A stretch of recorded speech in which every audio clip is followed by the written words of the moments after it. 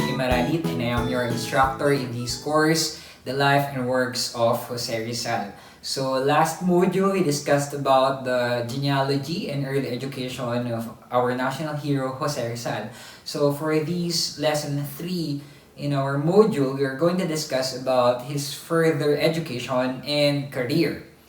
And as a matter of introduction, this lesson presents the early education of Jose Rizal that was an important aspect of his political thoughts, because all of the political thoughts of Jose Rizal are actually influenced by his early education. Like many children of the well-to-do, Jose received his early education at home.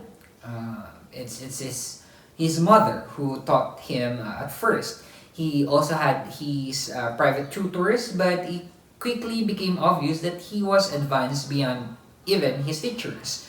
Although he attended school in Calamba, young Jose primarily educated himself in the family library and through conversation with family and friends. Finally, it was decided that he would attend the prestigious Ateneo Municipal School in the World Intramuros, part of Manila, thus began the early education of the future Filipino nationalists. So the intended learning outcome of our module is first to compare the phase of Rizal's life as a student. Compare natin yung iba't ibang phase ng buhay ni Jose Rizal bilang isang estudyante, because of course he had his fair share of his struggles as a student in all the stages that he went through. Second is of course to appreciate how Rizal's education shaped him as a person, because truly it's our education that would somehow, well, more or less influence or shape us as a person. And then lastly, to analyze the impact of Rizal's life in relation to his contribution on the socio-political situation of the Philippines then and the present time. And we're going to talk about the Rizal's formative years in Ateneo and scholastic records, and then his records in University of Santo Tomas. But before that, just to connect the dots from his early days in Binyan, yung life niya sa Binyan, we know that in the night of January 20 in 1872, about 200 Filipino soldiers and workmen of the Cavite Arsenal under the leadership of La Madrid Filipino surgeon rose in violent mutiny because of the abolition of their usual privileges. So there was an important event that happened in January 20, 1872, and there was an abolition of the privileges, and because of that, again, 200 Filipino soldiers and workmen of the Cavite Arsenal, they rose in violent mutiny. And a month after that, in February 17, 1872, the fathers Mariano Gomez, Jose Burgos, and Jacinto Zamora, now we know as Gamborza, by order of Governor General Izquierdo, they were executed at sunrise of February 17.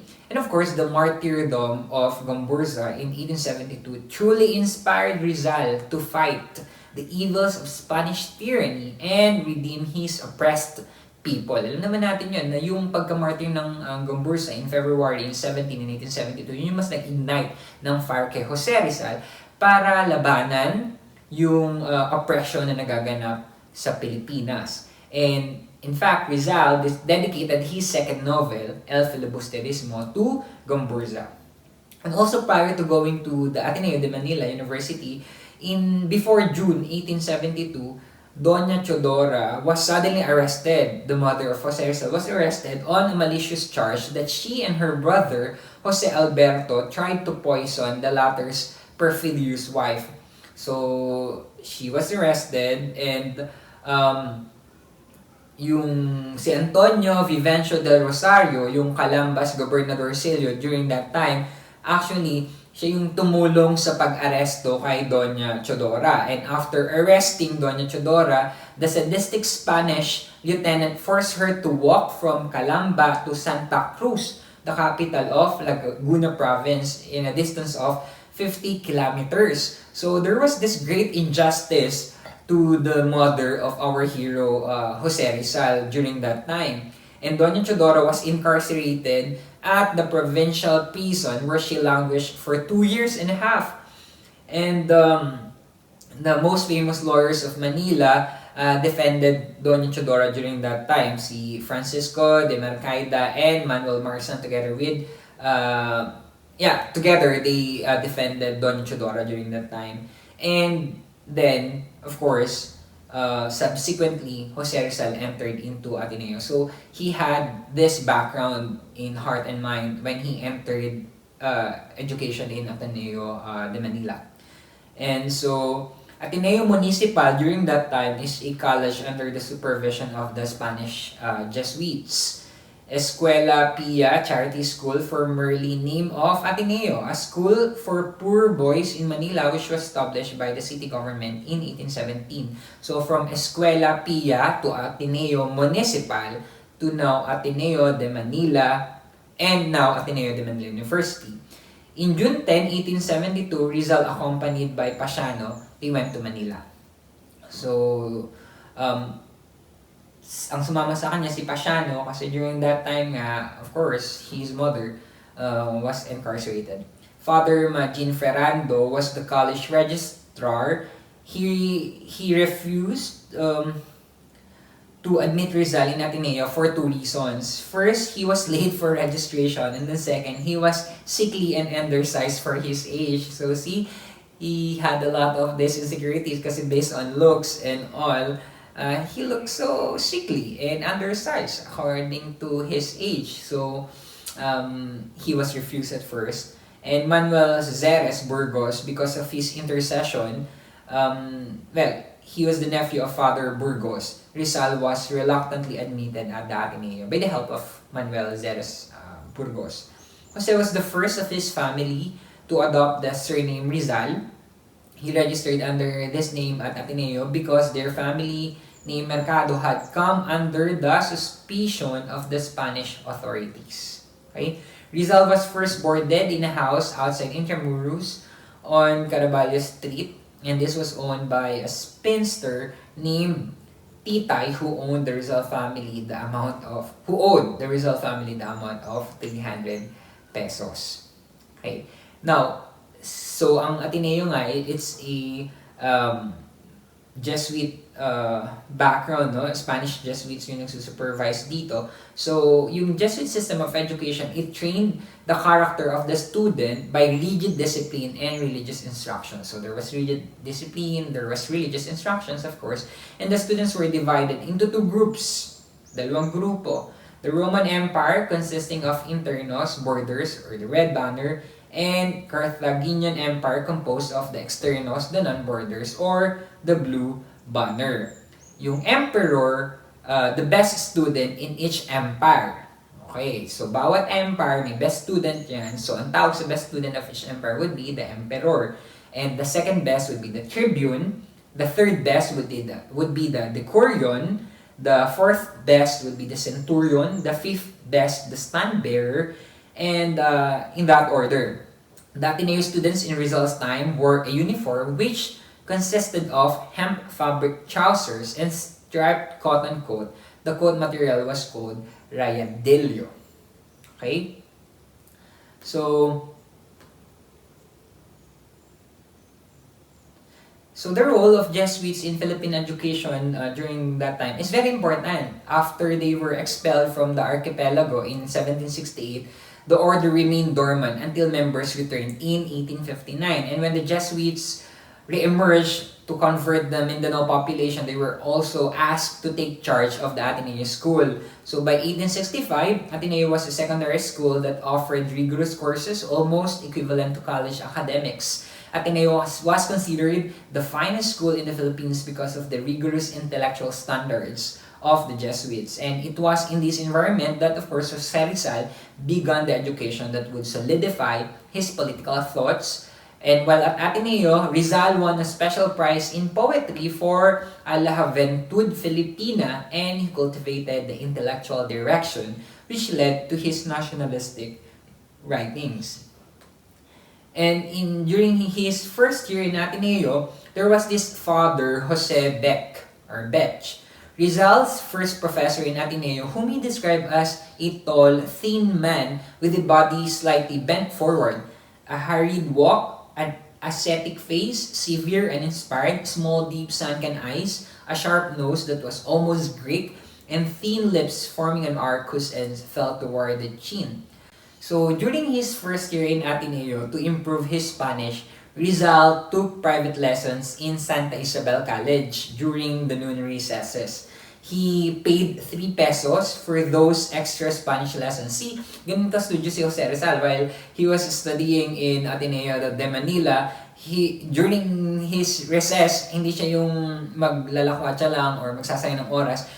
He would actually go to Santa Isabel College and he would enroll to Spanish classes and paid 3 pesos for extra Spanish lessons. So talagang nagnanais siya na matuto. Kaya ginagawa niya yun even in their break time sa Ateneo. At the end of the school year in March 1873, Rizal returned to Calamba for summer vacation. And when the summer vacation ended, Rizal returned to Manila for his second term in Ateneo. And this time, he boarded inside Intramuros at number 6 Magallanes Street. His landlady was an old widow named Doña Pepay. Now, on his second year in Ateneo, at the end of the school year, Rizal received excellent grades in all subjects and a gold medal. And the first favorite novel of Rizal, which made a deep impression on him, was The Count of Monte Cristo by Alexander Dumas. Ito yung isa sa first novel na first favorite novel ni Jose Rizal. And also Universal History by Cesar Canto. Ito yung si Rizal, pinersuade niya yung tatay niya to buy him this set of Universal History by Cesar Canto. And it was this historical work that had a great aid in his studies. Kasi fan siya ng history, itong si Jose Rizal din. Now, there is this Dr. Fyodor Hagor. He is a German scientist traveler who visited the Philippines in 1859 to 1860 and who wrote travels in the Philippines. Now, bakit nabanggit natin to? Because Rizal was impressed in these books because of one, Hagor's keen observation of the defects of Spanish colonization. So talagang interested si Rizal kasi bakit itong si Dr. Fyodor Hagor ay very observant as regards the defects of Spanish colonization. And secondly, there was a prophecy, in a way prophetic, na sinabi ni Hagor that someday Spain would lose the Philippines and that America would come to succeed her as a colonizer. So parang it was very prophetic na sinasabi ni Hagor na makakalaya ang Pilipinas mula sa Spain, pero i-conquer naman ng Philippines ng America, which we know, based on history, it happened. So Rizal was very fascinated to this German scientist traveler, Dr. Fyodor Hagor. Now, come to third year in Ateneo, Rizal grades remained excellent in all subjects, but he won only one medal, and that medal is in Latin. And at the end of the school year, in March 1875, Rizal returned to Calamba for the summer vacation, and he himself was not impressed by his scholastic work. Hindi siya, he's really frustrated kapag alam niyang hindi siya nag-perform maayos, or maybe he feels like he did not do his best and all. So he had that natural feeling of frustrations na siya mismo hindi siya na-impressed dun sa kanyang scholastic work. In fourth year in Ateneo, in June 16, 1875, Rizal became an intern in the Ateneo. And there is this Padre Francisco de Paula Sanchez, who is a great educator and scholar and one of Rizal's professors who inspired him to study harder and to write poetry. And Rizal described this Jesuit professor as model of uprightness, earnestness, and love for the advancement of his pupils. So he's really fan of this Padre Francisco de Paula Sanchez.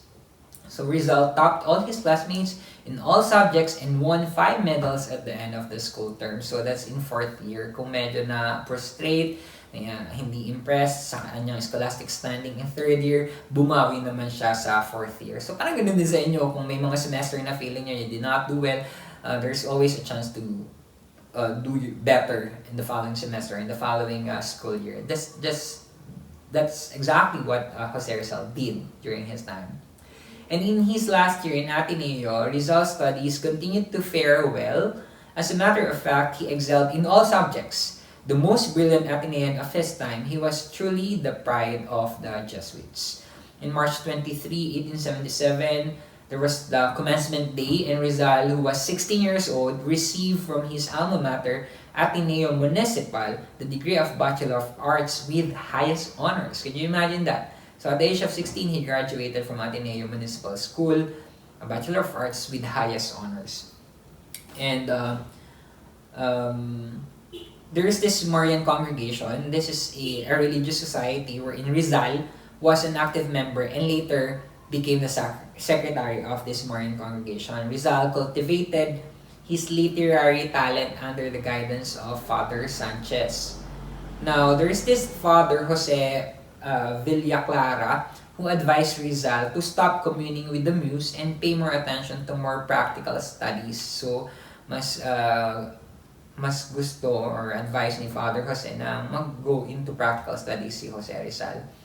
And Rizal studied painting under the famous Spanish painter Agustin Saez. So, pinasok din ni Jose Rizal ang painting. Also sculpture under Romualdo de Jesus, noted Filipino sculptor. So Rizal carved an image of the Virgin Mary on a piece of batikuling, which is a Philippine hardwood, with his pocket knife. Can you imagine? So he was able to carve it on his own.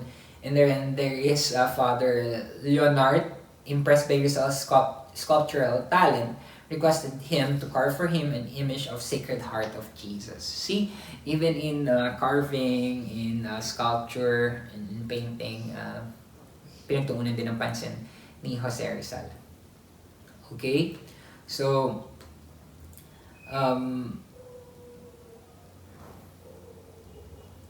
well, the most noticeable change in Rizal's education was his master of Spanish.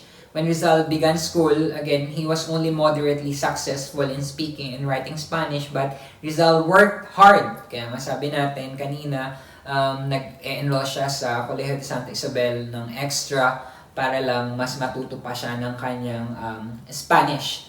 And Rizal worked hard, read constantly, and finally Father Francisco de Paula Sanchez, as I mentioned a while ago, remarked that he was becoming proficient in the language. And at this point, Rizal began writing in Spanish. Most of his famous works were written in that language.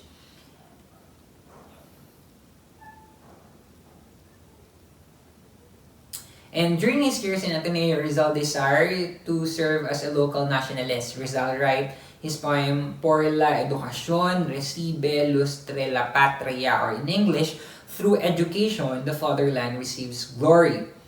And argues that education is an integral part of the national character. The friars, by not educating the Filipinos properly, Rizal argued, prevented the full implementation of civil rights. So para sa kanya, dahil nga hindi nga properly na tutuunan ng pansin ang edukasyon ng mga Filipino, nade-deprive daw ang mga Pilipino ng kanilang civil rights because they are not being educated. So the second-rate educational system created second-class citizens, and Rizal was quick to point out that this was what the friars intended. So he was pointing out na yan talaga yung gusto ng mga friars, second-rate ang mga Filipino, which obviously Rizal was vehemently disagreeing. An examination of Rizal's student memoirs as well as his diary suggests that the Ateneo years was the formative ones. Eventually, Rizal would excel as a scientist, a fiction writer, a nationalist, and a medical doctor. All this would have been impossible without his early education.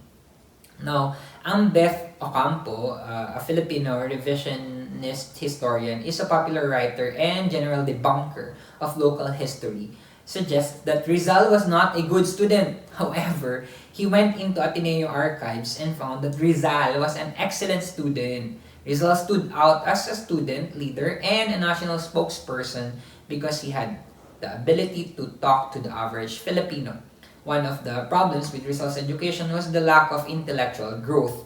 After Ateneo, he enrolled at the University of Santo Tomas. So here comes our discussion of his college life in Universidad de Santo Tomas. So again, after Ateneo, Rizal enrolled at the University of Santo Tomas. And kung ang ang Ateneo Municipal School is supervised by the Jesuits. Ang UST naman is, of course, a Dominican school. This school was the only university in the Philippines during the 19th century, and it was at the University of Santo Tomas that Rizal continued to create his vision of Philippine nationalism. The Dominican school was an important change for young Rizal. It was there that Rizal improved on the academic lessons he learned in Ateneo and placed them at the broader historical perspective. Now, the question is, why was the University of Santo Tomas so influential upon Rizal's intellectual development? Part of the influence can be traced to the history of the University of Santo Tomas. Quietly, on his own, Rizal continued to work on his political ideas. He received passing marks but found that the heavy emphasis on science was not to his liking. So, na-realize lang niya na yung sobrang pag-emphasize niya sa science, hindi talaga yun yung sobrang gusto niya. Kumbaga, he remained a poet at heart and his educational goal was toward the liberal arts. So, talagang parang more on sa liberal arts pa rin yung pinatutunguhan niya. And Rizal, upon entering the university, was not certain which course of study he wanted to pursue. The Jesuit priests who had been his former mentors had advised him to take up farming or to join the order and be a man of the cloth. However, his tastes went towards law, literature, or medicine. In the end, he decided to sign up for philosophy and letters during his freshman year because of the following reason. Bakit nga ba? Bakit nga ba philosophy and letters? Una, because it was his father would have wanted for him. Yun yung gustuhin ng father niya para sa kanya. Pangalawa, he had failed to seek the advice of the rector of the Ateneo, Father Ramon Pablo.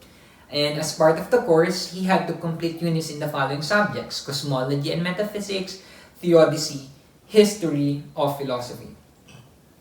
So after completing his first year, Rizal decided to take up medicine as his university course. And this change of heart was due to two factors. Parang from philosophy and letters, but biglang after freshman year niya, but bigla siyang nag-medicine. And ang reason nga is that una, Father Ramon Pablo, the rector of the Ateneo, had advised him to pursue the course. Secondly, Rizal's mother had failing eyesight and he thought he owed it to her to become a doctor and cure her condition. See, talagang malaking factor pa rin sa kanya yung nanay niya. Aside from the fact that he listened to his mentor back then, Father Ramon Pablo, who advised him to take medicine as a course, on top of that, ailing yung mother niya na lumalabo na yung mata ng nanay niya. So, he felt like he wanted to cure yung mata ng nanay niya. So, there's this personal reason talaga, compelling motive niya why he wanted to study medicine in UST.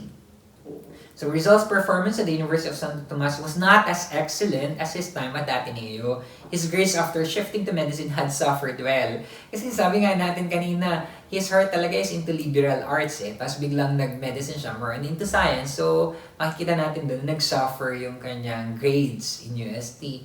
Unfortunately, Rizal was not happy at UST and these reflected on his grades. According to Saide and Saide in 1999, and there were three main factors that contributed to these unhappiness at the university. Bakit nga ba hindi siya masaya sa university? Una, the Dominican professors were hostile to him according to, dun sa research.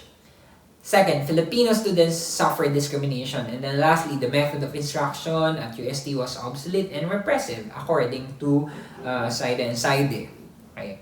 Likewise, there were three main reasons for his struggling academic performance, according to Guerrero in 1998. First is that Rizal was not satisfied with the system of education at the university. Second, there were plenty of things to distract a young man in the peak of his youth. Third, medicine was not Rizal's true vocation, and he would later find out that his real calling was in the arts, not in medicine. Now, so that's what happened to Rizal as a medical student in the University of Santo Tomas. And however, makikita natin doon, there were records, based on some historians, that he wasn't happy. There were unhappy days at the UST, and there are a lot of reasons why he left UST. And Rizal accordingly found the atmosphere at the University of Santo Tomas suffocating to his sensitive spirit. He was unhappy at his Dominican institution of higher learning because, yun nga, nasabi natin kanina, yung hostilities and all, and etc. In Rizal's novel, El Filibusterismo, he described how the Filipino students were humiliated and insulted by their Dominican professors and how backward the method of instruction was, especially in the teaching of the natural sciences. And he related in chapter 13, the class in physics, kung makikita natin sa El Filibusterismo. Now, there is this interesting study conducted by Father Fidel Villaruel, and he was actually there. Here are some excerpts from his study, and this is all about shattering the myth about Rizal and the Pontifical UST. So it's interesting to look upon it and to know kung myth lang ba talaga yung nasabi na unhappiness ni Rizal, yung hostilities and all. So there are a lot of historians kasi who would tell that, but in this study of Father Fidel Villaruel, he debunked those alleged myths. And let's see kung ano yung sinasabi niya. The first issue here, first is that Rizal complained about his grades in UST and was discriminated and treated shabbily by the dominations nga. So, is this true?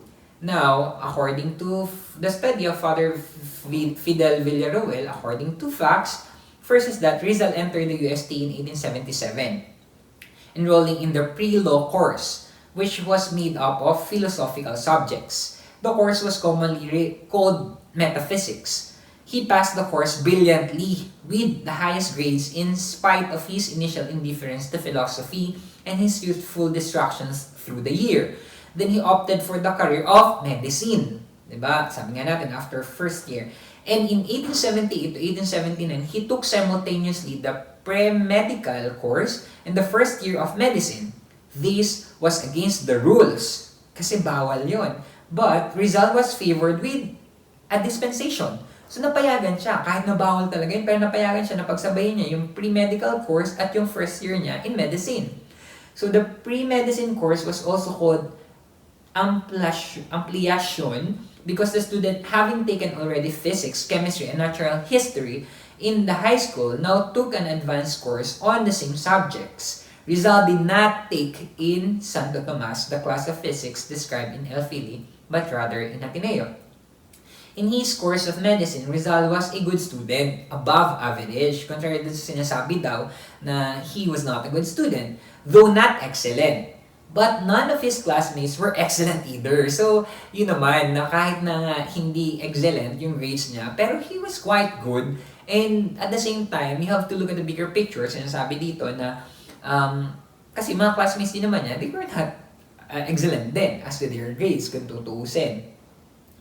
And summing up, in the 21 subjects taken in UST, Rizal obtained 1 aprobado, passing grade, 8 bueno, good, 6 notable, very good, and 6 sobresaliente, excellent. So majority of students in Rizal's time or in any time would have been satisfied with the above grades. It is possible that Rizal was not, but it is a fact that he never complained about his grades. There is not a single word in his works showing displeasure at the unfairness of UST. So, yung iba kasi ng historians nagsasabi na there was displeasure in UST from Rizal. Pero sinasabi naman dito sa study nga na ito ni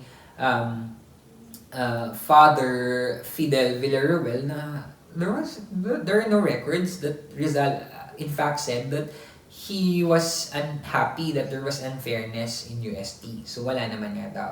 Yet many of his biographers are angry, unreasonably angry, including anti-UST pexers, at the treatment given to the national hero by his alma mater.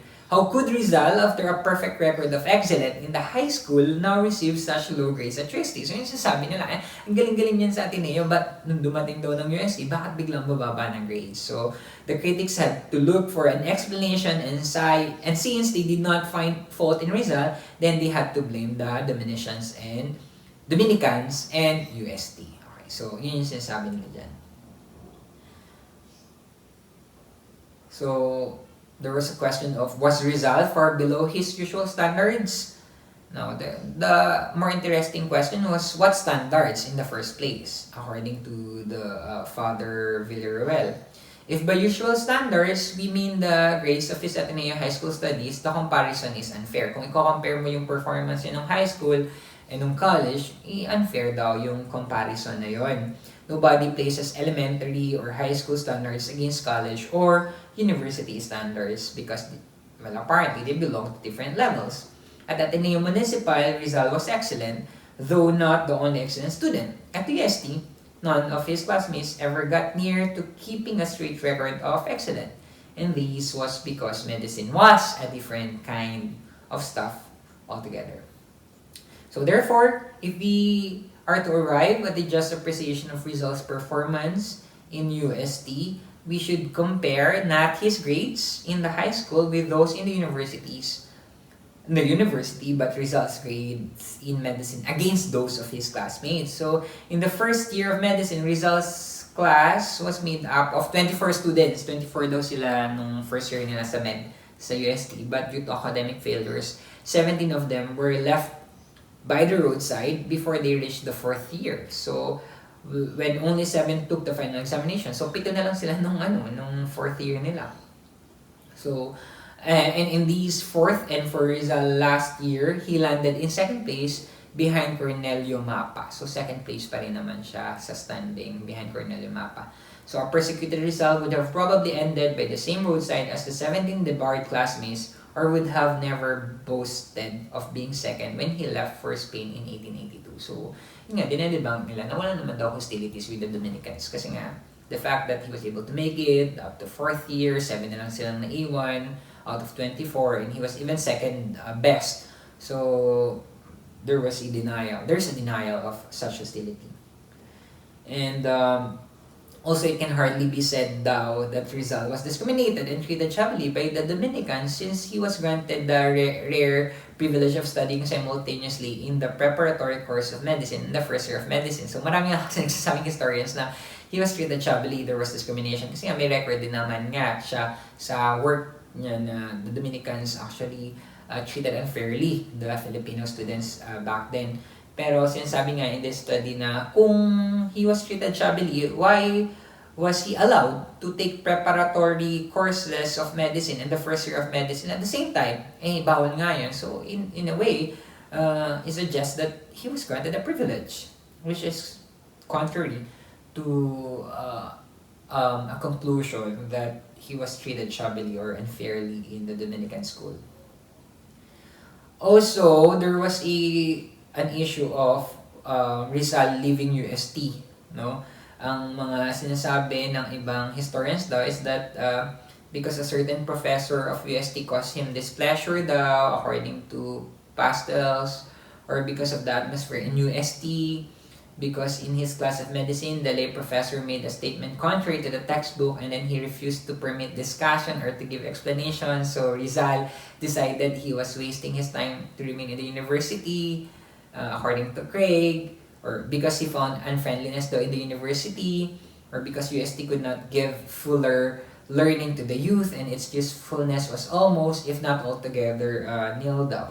So, now, according to Father Villaruel, in his studies, ang fact daw is that 20 authors quoting from the same erroneous source commit the same error 20 times over. So, therefore, what the quoted authors have said must be submitted to scrutiny. So, more significantly, all the authors quoted above have one thing in common, and none of them quote any historical source, like words from Rizal's correspondence, his articles, etc. If any source is ever mentioned, it is infallibility, the novel El Fili. But is there not, so we ask, a better source to support historical facts than a novel?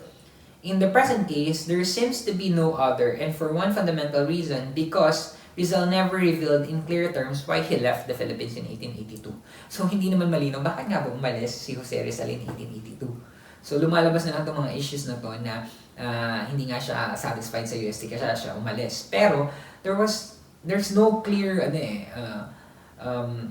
historical evidence or records that would connect the the reason of him leaving the Philippines dun sa alleged unhappiness na experience niya sa UST, allegedly. Neither he nor his brother Pasiano, nor his uncle Antonio Rivera, nor his most intimate friends, not a clear word from them who were the only persons who could have known. This fact leads us to conclude that the writers who put the blame for Rizal's departure at the University of Santo Tomas are only guessing. Honestly guessing, of course, but mistakenly. It is almost needless to enter into discussion with those writers who lay the responsibility for Rizal's departure at the door of UST. But let us face the question squarely, according to Father Villaruel. It has been stated that a certain professor, more concretely a lay professor of medicine, disagreed with the textbook and refused to entertain discussion on the topics of his subject, according to Pastels and Craig. This professor is identified by Craig as one who, some years later, was classmate of Rizal at the University of Madrid. He was Dr. Jose Franco, who, as professor of Rizal in Santo Tomas, had threatened to fail the whole medical class, according to Pastels. But, granting that Professor Franco was speaking seriously, it is quite improbable that Rizal decided to leave the Philippines for an incident with one professor who, besides, did not fail him in the final examinations. Rizal's companions and friends did not seem to have noticed any misunderstanding between Rizal and any professor, as shown in a letter of Jose M. Cecilio. And I quote, "Your departure without notice has caused surprise among many friends to the point of stirring their curiosity. They ask whether there were serious matters going on which prompted you to leave." End of quote.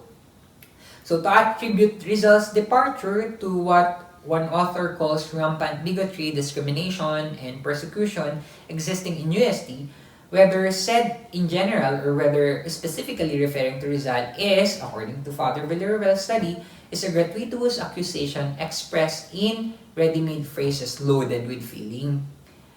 So he would presume thou that an educational policy like the one implied in such words has never existed in any school or university anywhere in any period. So as for Rizal, we have already explained with academic records on hand that there was in fact a discrimination in his favor when he was allowed to take simultaneously the preparatory course of medicine and the first course of medicine proper. So on the contrary, sabi ni Father Villaruel, he was not discriminated. If there was discrimination, in his favor kasi he was allowed again to take the pre-course of medicine and the first course of medicine proper at the same time, which others were not allowed to do.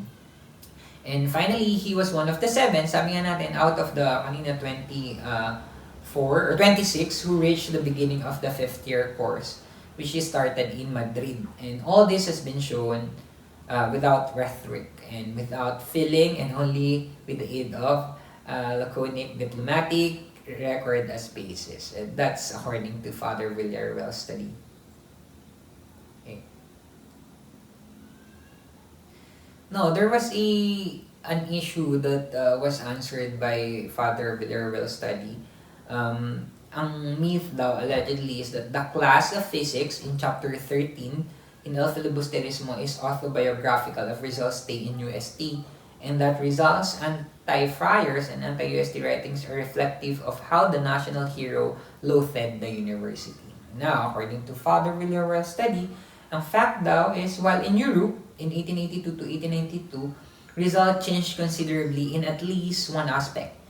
In his attitude towards religion, he gave up some basic and essential tenets of his faith and ceased to be a practicing Catholic. This was due mainly to his continuous association with many rationalist thinkers and liberal politicians of Spain and other countries of Europe. A new rationalistic approach to life and his affiliation to Freemasonry accentuated his anti-clerical sentiments and his antipathy for the Catholic Church, for her belief and external manifestations, dogmas, rites, and rituals, and devotional life. These changes in Rizal must be taken into account when he assessing his ironic criticism of the Church. the religious orders, and the University of Santo Tomas. History showed that the attacks thrown by propagandists at Santo Tomas, particularly the church, were just part and parcel of the clash between liberalism and Thomism, and that the attack thrown at Santo Tomas, which was under the royal patronage of Spain, was not unique since every university in Europe, like Oxford, received the same fate for upholding Thomism. So the Vatican, in an encyclical, endorsed Thomism as an instrument to counteract rationalism, which at the time began to penetrate all spheres of society. So the novel El Fili, according to the study, was written precisely during the years of the Calamba agrarian crisis, and any student of literature or a practicing writer would agree that if there are things that affect the consciousness of a writer, it would be the moment, the milieu, and the race. So at the time na sinulat daw yung El Fili, mayroong Calamba agrarian crisis. So yung chapter 13 na sinasabing class of physics, allegedly, according to the study, it's not biographical of Rizal's stay in UST, but what was actually happening when it was being written, and there was an existing Calamba agrarian crisis during that time. So the class of physics is the subject of chapter 13 of the Philly, a subject that some historians and biographers have used and abused lavishly, according to the study. They have a reason because the story comes in very handily to illustrate the student years of Rizal at the UST, regardless of the novelistic character of the source. So the practical question here, according to the study, is whether the story of the class of physics really happened on even one day, whether it reflects educational methods practiced in UST in the 19th century, or whether Rizal was just creating a scene suitable to the aims of the novel, that is, to attack and discredit the religious institutes. Some biographers easily believe Ritana's remark that this chapter is an accurate picture of what happened in the Pontifical University of Manila when Rizal studied there.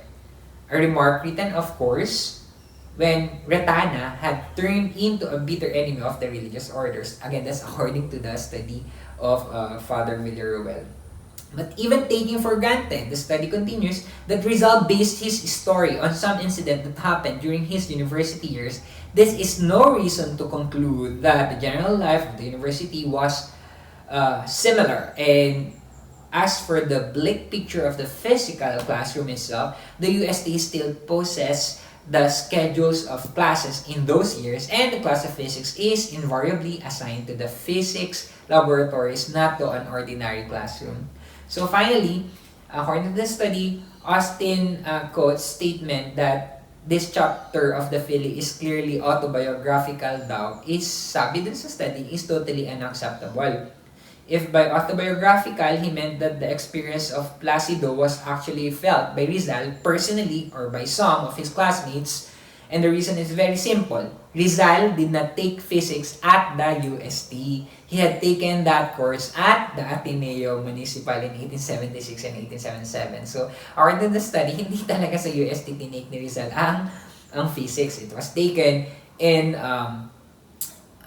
the Jesuit school in Ateneo. So, kung yung chapter 13 daw ng El Fili ay patungkol sa harsh treatment ng Dominican school when he was studying physics, and this yung sabi nga ng study dito ni Father Villaruel, that's a lie, because Rizal did not study physics in the Pontifical University of Santo Tomas, but it's in Ateneo Municipal School that he studied the same physics in 1876 to 1877.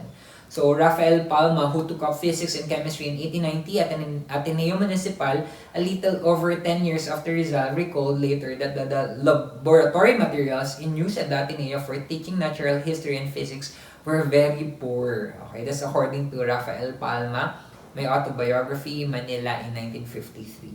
So the whole chapter is a caricature, very useful for the aims of the novel. It is not Rizal's biography, according to, again, the study of Father Fidel Villaruel. Okay, so through that study, there were debunking of some myths about Jose Rizal's stay in the University of Santo Tomas. So if you're interested to read about that, you can just search it about the study of Father Villarruel. If you're interested to know the means and the facts based on the study, again, of Father Fidel Villarruel. So that's the discussion as regards the stay of Jose Rizal in Ateneo Municipal School, and when he studied pre-medical, pre-med and medical course proper in the University of Santo Tomas prior to going abroad, going to Madrid to further his studies. So which we're going to study later on in the succeeding module. But for now, I hope you've learned something in the stay of Jose Rizal in Ateneo Municipal School and in the University of Santo Tomas, as this definitely bolstered his confidence to do further studies abroad. And with that, again, I am Attorney Benrick Imaralit. Thank you for listening, and always remember, the youth is the hope